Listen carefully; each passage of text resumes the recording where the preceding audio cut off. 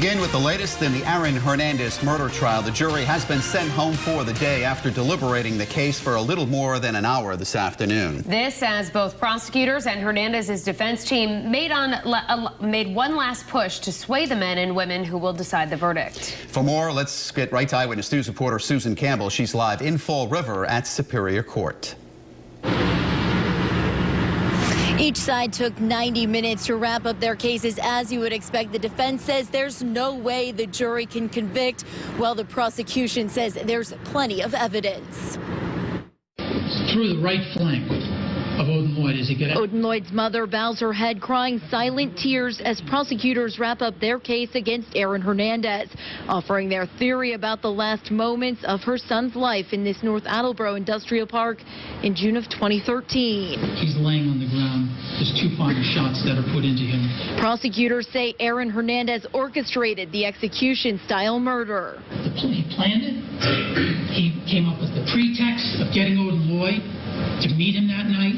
He deliberately didn't use his phone, so it couldn't come back to him. But the defense says there's no evidence to prove any of it. The investigation done in this case was incomplete, biased, and inept. The defense also offered an alternative theory of the murder, saying Hernandez's alleged co-conspirators Ernest Wallace and Carlos Ortiz were high on PCP. The defense says one of them could have pulled the trigger without Hernandez's knowledge or participation. He was a 23-year-old kid who had witnessed something. A shocking killing committed by somebody he knew. He really didn't know what to do. So he just put one foot in front of the other. But prosecutors reminded the jury all three were hanging out with Hernandez's child hours after the murder. If he thought for 1 minute that that child could have been in danger by handing it over to these two crazies, you think he would have done that? Wallace and Ortiz have both pleaded not guilty to murder charges and will be tried separately. The jury got the case a couple minutes after 3 o'clock this afternoon. They will deliberate until 4:30 in the afternoon every single day until they reach a unanimous verdict on all three charges. Shannon and Mike. Susan, we saw from your tweets that you were still in the courtroom while the jury started their deliberations. What was Aaron Hernandez doing during that time? He actually turned around. He was talking with his uncle and his fiancee, Cheyenne Jenkins. He was laughing a lot with them, smiling a lot. He seemed very animated, and quite frankly, he seemed pretty relaxed. Back to you. We begin with the Aaron Hernandez murder trial. The fate of the former football star is now in the hands of 12 jurors. They started deliberating this afternoon after hours of closing arguments and instructions from the judge. And we have in-depth coverage tonight. New at 6, Target 12 investigator Walt Buteau's taking a closer look at those jury instructions. But first, let's go to Eyewitness News reporter Susan Campbell, live outside Fall River Superior Court. The jury got the case a few minutes after 3 o'clock this afternoon. As they deliberate, they will have to consider more than 400 exhibits and testimony from 135 witnesses.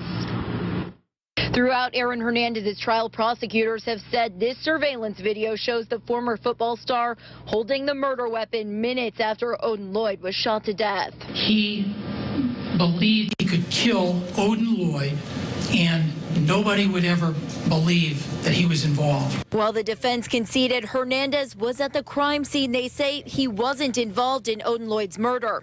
Instead, the defense is trying to pin the killing on a violent PCP-induced outburst by either Carlos Ortiz or Ernest Wallace. Even if he has a gun when he comes out of the basement, what does that signify?